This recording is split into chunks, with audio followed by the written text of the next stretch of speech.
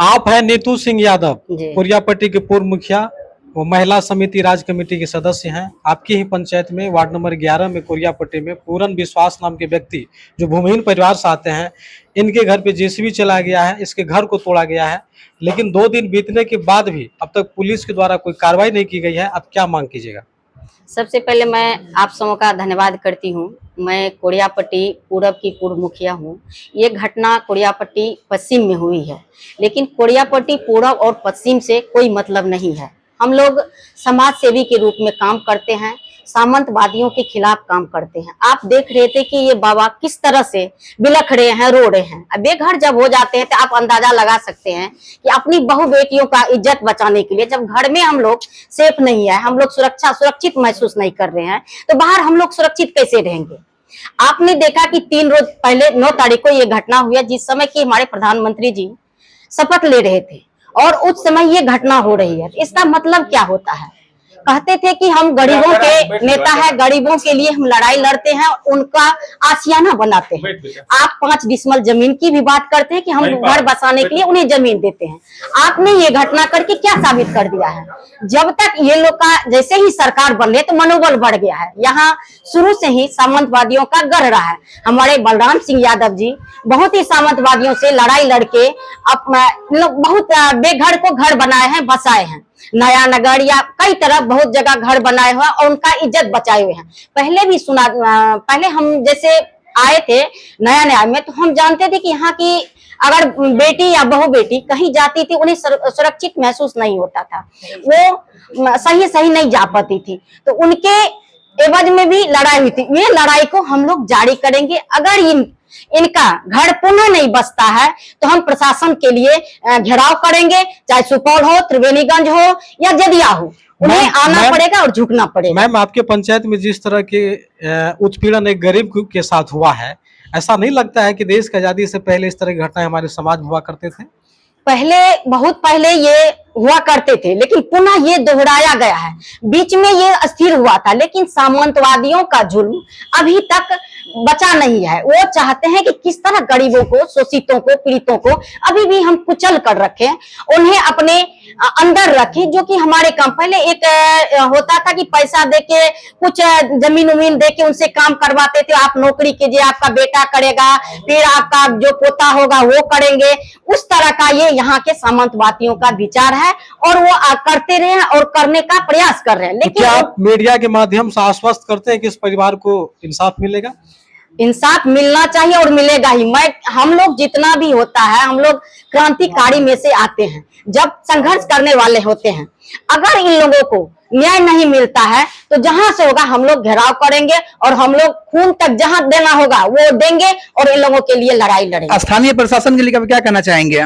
देखिए, आज ये कहने में शर्म लगती है कि अगर थोड़ा सा भी सामंतवादियों के यहाँ कुछ हो जाए, घर जल जाए, कि थोड़ा सा तबीयत भी खराब हो जाए, तो वहां प्रशासन के लोग पहुंच जाते हैं। आज इतनी बड़ी घटना हुई है, ये बोलने में भी शर्म लगता है कि कुरियापट्टी में इस तरह की घटना हुई है और प्रशासन के लोग अभी तक नहीं आए हैं। उनके लिए क्या कहा जाए? ये तो शर्म की बात है। आपको क्यों बनाया गया है? आप गरीबों की सुरक्षा, अरे सामंतवादियों तो अपनी सुरक्षा खुद कर लेते, उसके पास बंदूक गन क्या होते हैं, हसेड़ी होता है, सिपाही होता है, उनकी बदौलत करते हैं। ये तो आपके बदौलत रहते हैं। आपको क्या मिला? ये प्रशासन का बात सुन के हमें बहुत ही खीन हो रहा है, उन पर अच्छा नहीं लग रहा है। क्या लगता है आपकी आवाज का असर पड़ेगा प्रशासन को?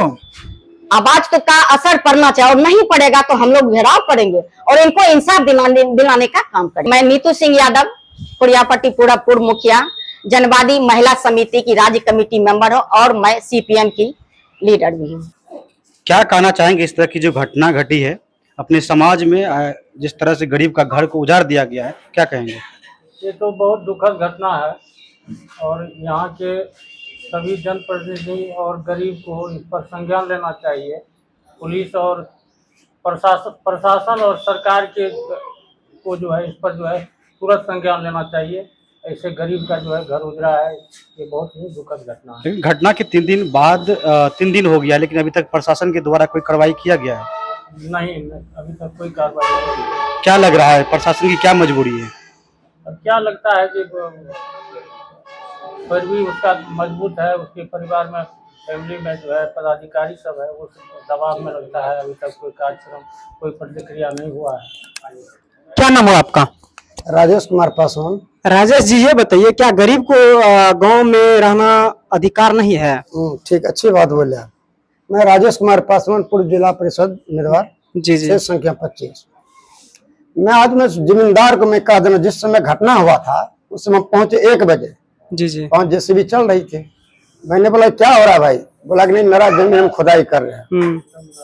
उनके बाद जो है वहां पे सारा पब्लिक था, तो बोला कि नहीं, मैं अपना जमीन को काट के निकाल देंगे, उसके बाद उनका घर छोड़ देंगे। तो हम बोले भाई सीओ का मैटर है, सीओ के पास आवेदन दिया, कहा कि क्यों चले गए? सबसे पहली बात तो ये है, उस जमींदार का बाप जिस स्कूल में पढ़ा है, मैं खुलेआम कह देना चाहता हूँ, उच्च विद्यालय कोरियापट्टी में उसका पिताजी पढ़ा है, और आज वही स्कूल का जमीन को भी हड़पा है। यहाँ का पदाधिकारी और सीओ भ्रष्ट, एसडीओ भ्रष्ट, डीएम भ्रष्ट। कान में आवेदन मैंने दिया, मेरा पत्नी सचिव है हाई स्कूल में 20 साल से, मैंने आवेदन दिया, विधायक जी अध्यक्ष हैं, सारा आवेदन देखो उसको सुपुर्द किया गया, अभी तक जांच नहीं आया। हाई स्कूल का जमीन जो है 3 कट्ठा जमीन का रोड साइड में अर्पित कर लिया। उसका पिताजी उस स्कूल में पढ़ा है, वही मास्टर उनको पढ़ाया है, जो मास्टर मर गया पूरा गांव में पूछा। पूरन विश्वास गरीब रो रहे हैं, उनका घर उजड़ गया है, क्या लगता है आप लोगों की यहाँ के प्रशासन को देखिए, एक गरीब को उजाड़ा गया, एक तरफ सरकारी जमीन को, जो जमीन दपा है उनके भी जमीन को घेर लिया, बोला मेरा ही जमीन है। अब उसका डीआईजी के है, जिसमें जेसीबी ले गया, उसी दरोगा को डीआईजी का फोन आ गया। बड़ाओ को बोला क्या डीआईजी, दरोगा साहब क्या कर रहा तुम? दरोगा तुम छोड़ो उसको, गाड़ी को। अच्छा, पीड़ित परिवार के साथ आप हैं? आप हैं तो हम तब कहाँ राजनीति करते, उनके साथ में तो जमींदार के साथ रहेंगे क्या? हाँ। क्या नाम है आपका? मेरा नाम हुआ विवेश कुमार विश्वास। पूरन विश्वास के साथ जो हुआ है, ये कितना सही है आपके नजर में? ये तो बिल्कुल गलत है। ये पूरन विश्वास के साथ ही नहीं हुआ है, इससे पूर्व मेरे साथ में भी वो जमींदार परिवार से लड़ाई हम खुद लड़ रहे हैं, उससे खुद हम दुखी हैं।